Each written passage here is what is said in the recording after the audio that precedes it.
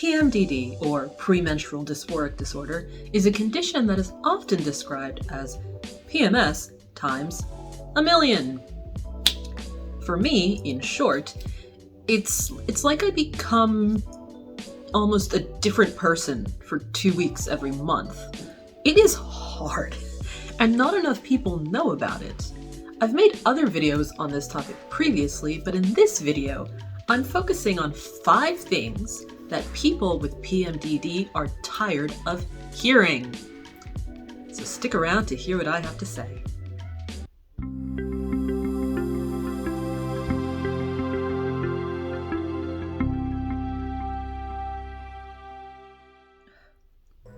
Hi, I'm Leslie, and I am a life coach based here in Brisbane, Australia.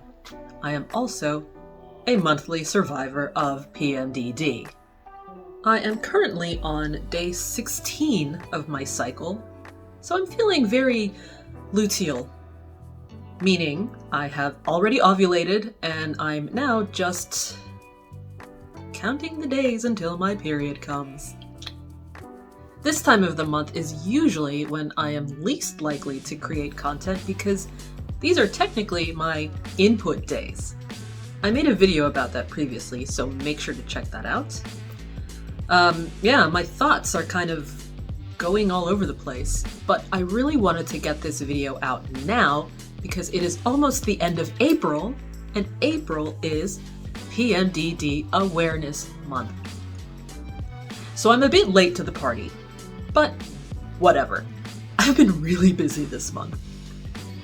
To hear more about my history with PMDD and the anxiety and depression that comes with it, check out my first video on the subject, which I will link to in the description for this video. Because PMDD is such an unknown and misunderstood condition, it is really common for people who have it to hear quite frustrating questions or comments when we talk about it to other people. And it probably, doesn't come from a malicious place. People really want to try to help, but this is another one of those situations where the impact of someone's words is a lot more important than the intention of those words. So, if you have someone in your life who experiences PMDD, and you kind of don't want to get on their bad side, it is worth knowing the kinds of things you might want to avoid saying to them.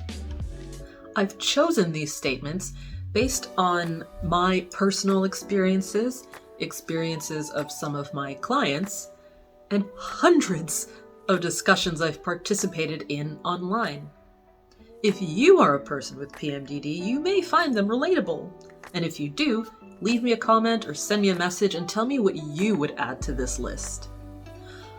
Okay, here are 5 statements that people with PMDD are tired of hearing. Number 1. PMS isn't that big a deal. I get it sometimes too.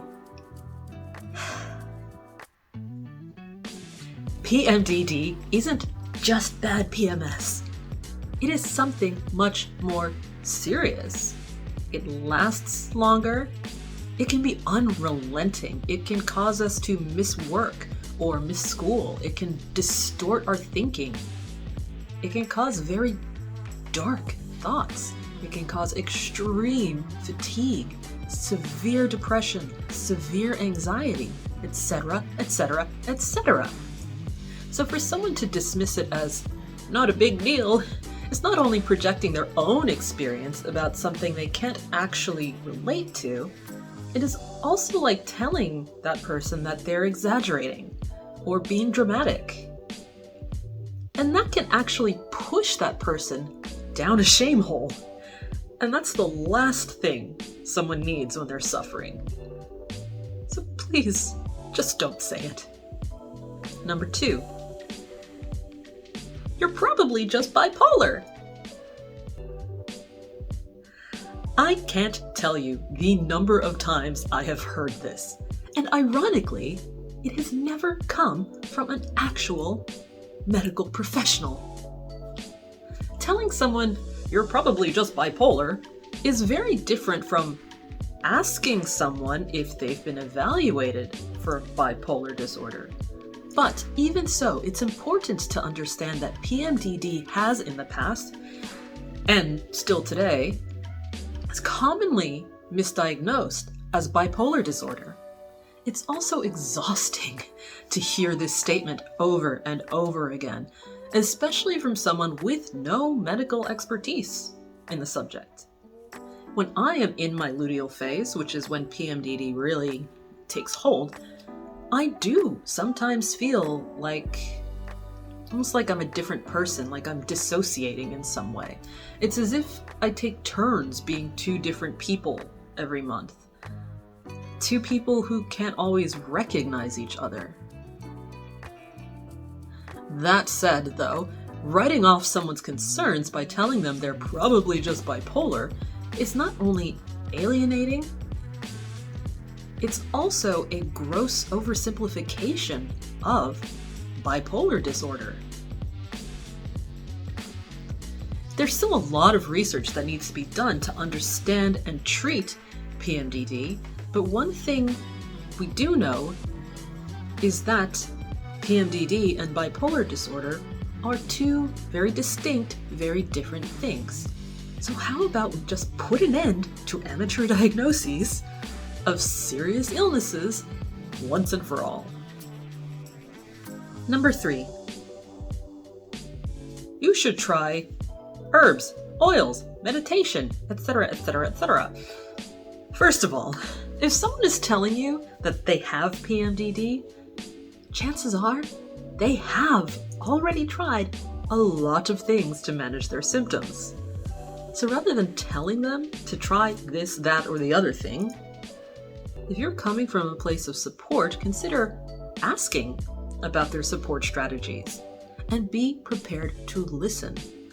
Secondly, herbs, oils, meditation, and the other, everything else are not enough on their own to treat this condition. For many people, they'll make no difference at all. We're talking about a miscommunication happening in the brain that causes it to react strangely to hormonal changes.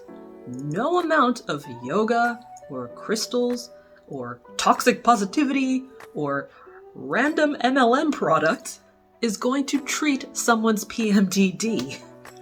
I do occasionally do yoga or meditate to manage some of the stress that comes with it, but I'll tell you, if I weren't also taking SSRIs, those other things would probably have no effect on my condition. I'm not telling you to take SSRIs, I'm saying that everyone's physiology is different, and it's important to speak to a medical professional to start to sort those things out before you turn to complementary treatments for managing PMDD. I'm not saying that those are bad things to try, I'm saying that if that's your first response to someone telling you they've got PMDD, just think of another response, please. Please. A lot of us have tried everything. Number 4. It's all in your head. For someone to reach out for support for their PMDD and be dismissed as just imagining their condition is incredibly belittling. So why do it? And let's imagine for a minute that their PMDD is, in fact, all in their head. Isn't that, also kind of the point? PMDD can be coupled with a number of mental disorders. That doesn't make it any less serious or any easier to live with. There are places in the world where it is classed as a disability, and for good reason. It was also, PMDD on its own, officially added to the DSM in 2013. So rather than telling someone that their very real experience is all in their head, consider instead asking them some questions about what they're going through and what kind of support you may be able to offer, if any. Sometimes it helps even just to hold space for that person to talk about their symptoms, to talk about the impacts on their personal relationships, or whatever else they want to get off their chests. PMDD is a very real condition. It's not just bad PMS, and it's not just all in our heads. Finally, number 5. This one applies mostly to doctors, and that is, what's PMDD? Now, if you're a doctor who hasn't heard about PMDD before, that's not something to apologize for, because there is a heartbreaking lack of research being done about this condition and a heartbreaking lack of awareness, even in the medical field.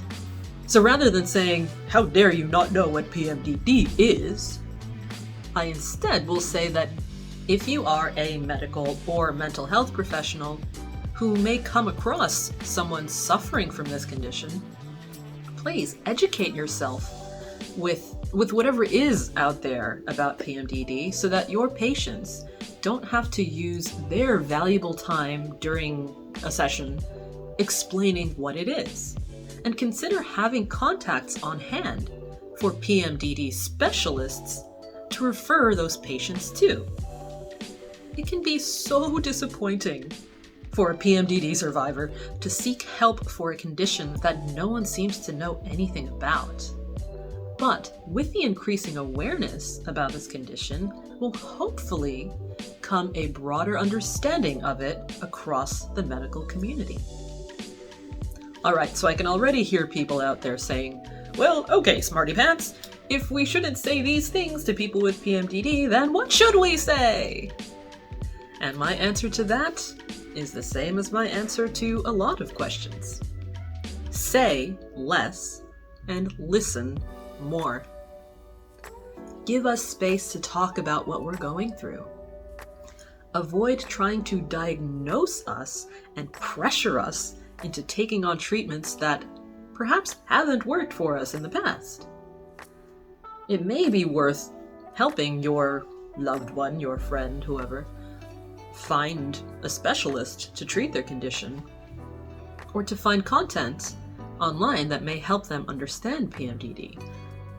I've got some videos, you can send them, and there are other resources on social media that can help as well. But again, the key here is to provide a supportive ear and educate yourself about PMDD. I'll work on posting some resources in the description below at some point, but I mostly just want to get this video posted before I run out of energy again. So make sure to check back again if you want to see updates. Now, the way I help clients who have PMDD isn't in managing the condition, but it's in creating strategies to live with the condition and still have more fulfilling lives. So send me a message if that's something you'd like to chat about. Alright, that's me done for now. I need to go disappear into a book for a while. Alright, see you next time. Thank you for watching, and if you found this video helpful, make sure to give it a big thumbs up and share it with someone else who can benefit from it. Subscribe to my channel and hit the notifications bell so you know exactly when I've uploaded a new video. You can also book a free life coaching session with me through my website, leslievcoaching.com, and we can work together online or right here in my studio. Follow me on my socials to keep up with what I'm doing, and please get in touch with any questions, comments, or video ideas you may have. I'm Leslie V, and I'll see you in the next video.